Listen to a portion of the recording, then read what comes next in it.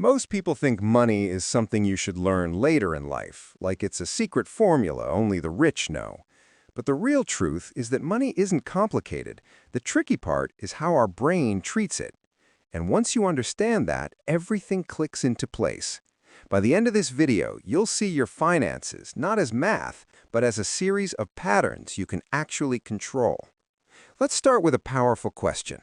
Why do most people feel broke even when they earn a good salary? You'll see this over and over. Someone gets a raise, they buy a better phone, eat at nicer restaurants, and suddenly, poof, the extra income disappears. That's not coincidence, that's behavior. To understand this better, let's imagine your mind as a computer with outdated software. That software wasn't designed for modern money. It was designed to survive scarcity, not accumulate wealth. When you earn money, your brain treats it like an immediate reward. But when you save money, your brain treats it like something you're giving up.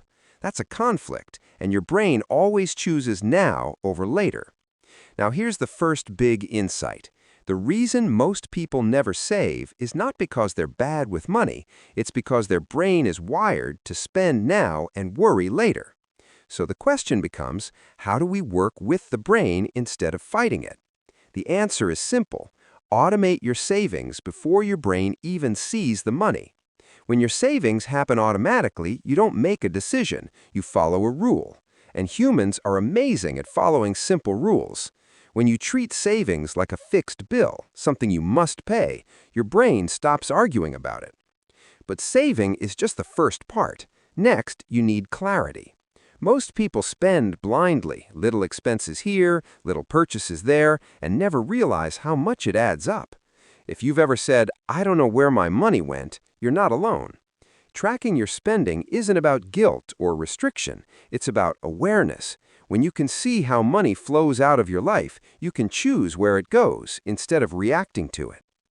Now let's talk about a concept many beginners mess up, the emergency fund. This isn't investment, this isn't growth, this is safety.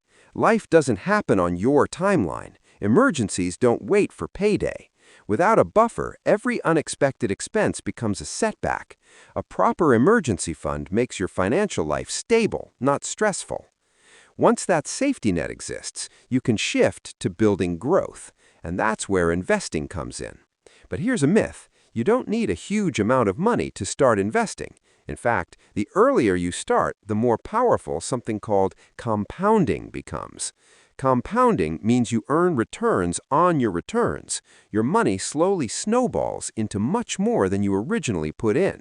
The trick is consistency, not big amounts. So here's how behavior and math come together. If you save first, track your money, build a buffer, and then invest consistently, your financial life becomes less about luck and more about momentum. This isn't a flashy trick. This is systematic progress. Now, let's go deeper into the psychology, because this is where most financial advice misses the point. Humans are status animals. We want others to see success.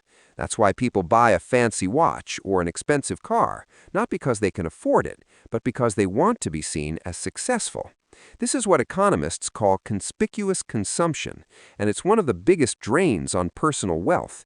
It feels good in the moment, but it never builds lasting freedom.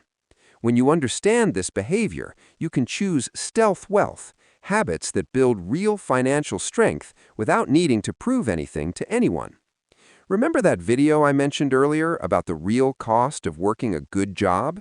In that video, they calculated your true hourly wage by subtracting commuting, work clothes, food, and all the hidden costs of working life. The result was shocking. Many people earning a decent salary were actually making less per hour than what it looks like on paper.